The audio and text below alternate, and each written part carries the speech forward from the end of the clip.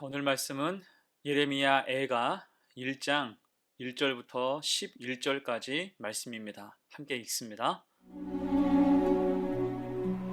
슬프다 이 성이여. 전에는 사람들이 많더니 이제는 어찌 그리 적막하게 앉았는고. 전에는 열국 중에 크던 자가 이제는 과부같이 되었고, 전에는 열방 중에 공주였던 자가 이제는 강제 노동을 하는 자가 되었도다. 밤에는 슬피우니 눈물이 뺨에 흐르며, 살아가던 자들 중에 그에게 위로하는 자가 없고, 친구들도 다 배반하여 원수들이 되었도다. 유다는 환난과 많은 고난 가운데 사로잡혀 갔도다. 그가 열국 가운데 거주하면서 쉴 곳을 얻지 못하며, 그를 핍박하는 모든 자들이 궁지에서 그를 뒤따라 잡았도다. 시온의 도로들이 슬퍼하며 절기를 지키려 나아가는 사람이 없습니다. 모든 성문들이 적막하며 제사장들이 탄식하며 처녀들이 근심하며 시온도 곤고를 받았도다. 그의 대적들이 머리가 되고 그의 원수들이 형통함은 그의 죄가 많음으로 여호와께서 그를 곤고하게 하셨습니다. 어린 자녀들이 대적에게 사로잡혔도다.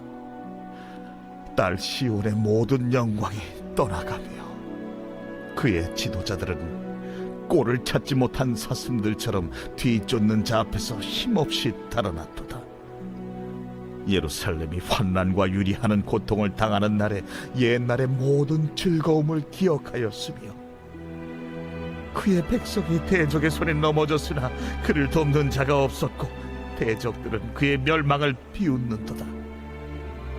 예루살렘이 크게 범죄함으로 조석거리가 되었으니, 전에 그에게 영광을 돌리던 모든 사람이 그의 벗었음을 보고 업신여기며 그는 탄식하며 물러가는도다.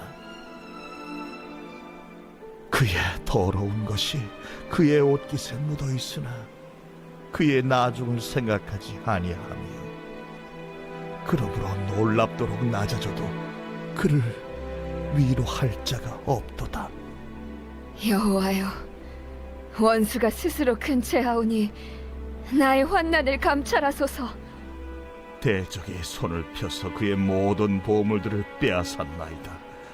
주께서 이미 이방인들을 막아 주의 성에 들어오지 못하도록 명령하신 그 성소에 그들이 들어간 것을 예루살렘이 보았나이다.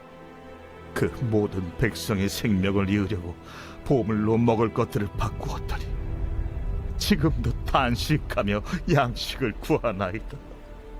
나는 비쳐나오니 여호와여, 나를 돌보시옵소서. 슬프다 이 성이여 라는 제목으로 말씀 증거합니다. 오늘부터 예레미야 애가 말씀으로 은혜를 나누겠습니다. 예레미야 애가는 예루살렘이 함락되었다는 슬픔을 표현한 성경이에요. 순서상 열왕기하 또한 예레미야서와 연결되어 있습니다. 여기서 애가는 한자어로 슬플 애, 노래가로 우리가 인식하고 있지만, 사실 히브리 말로 슬프다라는 뜻의 말이 에카입니다. 1장 1절 맨 처음이 슬프다, 에카로 시작을 해요. 이게 성경의 원 제목이 되었고, 그 말을 음차해서 우리는 슬플 애, 노래가, 애가라고 이름한 것입니다. 그리고 이 예레미야 애가는 독특한 구조가 있는데, 이것은 우리 성경으로는 알 수 없고 원어에만 그 특징이 드러납니다. 곧 1장부터 4장까지 각 장마다 히브리 알파벳 순서대로 각 절이 시작돼요. 그래서 모두 22절입니다.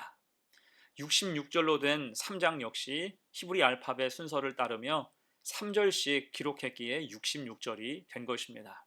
대신 마지막 5장은 히브리어 알파벳 순을 따르진 않았지만 그 역시 22절로 되어 있어요. 자, 왜 이렇게 했을까요? 그것은 기억과 암송을 용이하게 하기 위함이었어요. 사실 지금이 얼마나 위급한 순간입니까? 얼마나 정신이 없는 충격적인 상황입니까? 나라가 다 망한 거예요. 예루살렘은 주전 586년 바벨론의 침입으로 완전히 멸망하고 그 백성은 전부 포로로 끌려가는 등 뿔뿔이 흩어졌습니다. 도시의 기반이 모두 파괴됐어요. 참혹한 현실이 펼쳐진 것입니다. 이에 대해 예레미야는 이럴 때일수록 하나님의 뜻을 바로 알아야 하므로 알파벳에 맞추어서 말씀을 전한 것입니다. 자, 그러면 예레미야의 눈에 비춰진 그 땅의 현실, 상황은 어땠을까요? 먼저 예레미야는 폐허로 변한 예루살렘을 묘사합니다. 1절이에요. 슬프다 이 성이여, 전에는 사람들이 많더니 이제는 어찌 그리 적막하게 앉았는고, 전에는 열국 중에 크던 자가 이제는 과부같이 되었고, 전에는 열방 중에 공주였던 자가 이제는 강제 노동을 하는 자가 되었도다. 자, 지금 에카, 슬프다, 아 어찌할꼬 라고 하면서 말씀을 시작하고 있어요. 그리고 2절이에요. 밤에는 슬피 우니 눈물이 뺨에 흐름이여, 사랑하던 자들 중에 그에게 위로하는 자가 없고 친구들도 다 배반하여 원수들이 되었도다. 곧 지금은 비탄 속에서 깊이 탄식할 수밖에 없다는 것입니다. 우리가 아는 것처럼 예루살렘은 이스라엘 역사의 명실상부한 수도였습니다. 또 하나님의 성전이 있는 거룩한 장소로서 절기를 지키러 오는 사람들로 인해서 항상 붐볐던 곳이기도 했어요.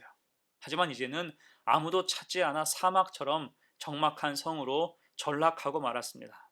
한때는 북적북적하고 융성했는데 이제는 남편과 자식을 다 잃고 법적으로 보호받지 못하는 처량한 과부 신세가 됐습니다. 사랑받으며 곱게 자란 일국의 공주와 같이 귀한 신분이었지만 이제는 남의 집에 팔려간 시녀처럼 비천한 신분으로 전락해 버린 것입니다. 자, 또한 그 땅에는 사람이 없죠. 특히 이 난리를 수습하고 구심점이 되어줄 인재가 없었습니다. 이미 다 끌려갔기 때문이겠지요.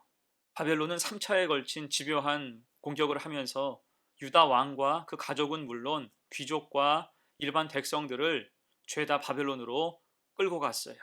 3절 이하의 말씀은 이러한 상황을 잘 묘사하고 있죠. 3절, 4절 봅니다. 유다는 환난과 많은 고난 가운데에 사로잡혀 갔도다. 그가 열국 가운데에 거주하면서 쉴 곳을 얻지 못하며 그를 핍박하는 모든 자들이 궁지에서 그를 뒤따라 잡았도다. 시온의 도로들이 슬퍼하며 절기를 지키려 나아가는 사람이 없음이로다.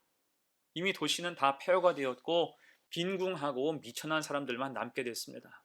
더욱이 호랑이 없는 곳에 여호가 왕이라는 말처럼 예루살렘이 이제는 5절 말씀처럼 대적들이 머리가 되고 원수들이 형통하는 그런 곳이 됐어요. 이방인들 그리고 그들과 짝하는 매국노들이 물 만난 고기처럼 설치고 다녔던 거지요.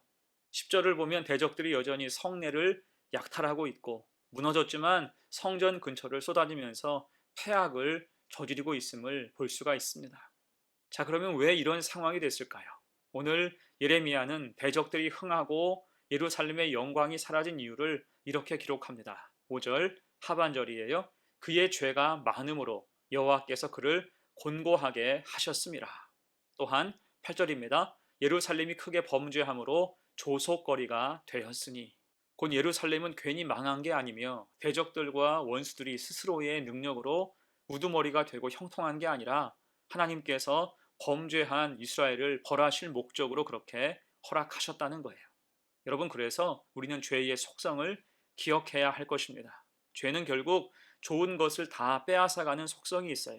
처음에는 기쁨을 주는 것 같지만 그 마지막은 멸망의 길로 인도합니다. 그래서 죄 가운데 거하면 이전에 누렸던 기쁨과 영광은 어느새 다 빼앗기고 흔적도 없이 사라지고 마는 것입니다. 지금 예루살렘의 현실이 그것을 증명하는 거예요. 자, 그러면 이제 영원히 소망 자체가 다 사라졌을까요? 아니죠. 그래서 더욱 예레미야가 하나님께 간구합니다. 조국의 멸망 앞에서 탄식하며 밤낮 눈물이 나오는 상황이었지만 그대로 주저앉을 수는 없었죠. 오직 하나님만이 유일한 소망이시기 때문에 간절히 간구합니다. 특히 그 당시에 성 안의 상황은 매우 심각했어요. 물자가 절대적으로 부족했습니다. 11절이에요. 그 모든 백성이 생명을 이으려고 보물로 먹을 것을 바꾸었더니 지금도 탄식하며 양식을 구하나이다. 나는 비천하오니 여호와여 나를 돌보시옵소서. 아멘. 사실 바벨론이 예루살렘을 공격할 때 특히 3차 침공은 예루살렘 포위 작전이었어요. 물자를 다 끊어놨습니다. 말려 죽일 작정이었어요. 이때 실제로 성 안에서는 먹을 게 없어서 여러 비극적인 참상이 벌어졌죠. 자, 그 여파로 이제 예루살렘이 멸망한 후에도 식량난은 여전히 심각한 문제였습니다. 전쟁통에 이미 땅은 황폐해졌고 씨앗을 뿌릴 시기를 놓쳤으며 또한 일할 일꾼도 마땅치 않았습니다. 그러니 다들 탄식하며 양식을 구걸하는 처지, 신세가 된 거예요. 전쟁의 후유증이 그 정도로 심각했다는 것입니다. 이에 예레미야는 하나님께 은혜를 구해요. 이런 죄와 연약함, 궁핍의 모든 문제를 해결하실 분은 오직 하나님밖에 없기 때문이죠. 하나님의 눈길과 돌보심을 간구하는 것입니다. 곧 지금 예레미야가 절감하는 게 무엇일까요? 시편 127편 1절로 그의 마음을 대변할 수 있을 것입니다. 여호와께서 집을 세우지 아니하시면 세우는 자의 수고가 헛되며 여호와께서 성을 지키지 아니하시면 파수꾼의 깨어 있음이 헛되도다. 아멘. 하나님의 도우심이 아니면 지금이라도 하나님을 붙잡지 않으면 그 땅은 영영 아무것도 아닌 것이 된다는 거예요. 하나님이 돌보셔야 다시 살아날 소망이 생기는 것입니다. 이에 예레미야는 영적으로 어둡고 경제적으로 궁핍할수록 더 힘써 하나님을 찾은 것입니다. 자, 이제 말씀을 마무리하면서 우리는 이런 참담한 현실이 주는 교훈을 생각해 봐야 돼요. 죄악에는 반드시 하나님의 심판이 따른다는 것입니다. 유다 백성은 하나님 주시는 경고를 무시하고 세상 권력을 따르다가 자기들이 받았던 복을 다 잃어버리고 이방 민족의 조롱과 웃음거리로 전락했어요. 대적과 원수가 왕노릇하는 것을 지켜봐야 했고 모든 걸 빼앗기고 수탈을 당해도 반항할 여력도 없었습니다. 하나님이 함께 하지 않으실 때 이렇게 무력하게 되는 거예요. 이에 우리는 오늘 말씀을 반면교사로 삼아서 오직 하나님을 의지하고 그 말씀에 순종함으로써 항상 믿음의 길을 가야 할 것입니다. 그렇게 모든 소망이 하나님께 있음을 알고 믿음으로 온전히 살아가는 복된 성도가 되시기를 간절히 축원합니다. 아멘. 함께 기도합니다. 사랑의 하나님, 우리는 예루살렘의 심판을 목격하면서 죄의 결국을 보게 됩니다. 모든 걸 잃고 빼앗기고 뒤늦게 후회하지만 다시 일어설 여력조차 없습니다. 이런 무력함을 보며 우리는 믿음을 잘 지키게 하옵소서. 말씀에 순종하는 성도의 기본과 본분을 다하게 하옵소서. 하나님만이 소망 되심을 기억하게 하시고 지금 당장 어려움에 빠진 우리의 이웃과 이 나라와 백성, 여러 연약함이 있는 교회와 성도를 위해서 애끓는 마음으로 늘 기도하게 하옵소서. 감사드리며 예수님의 이름으로 기도하옵나이다. 아멘.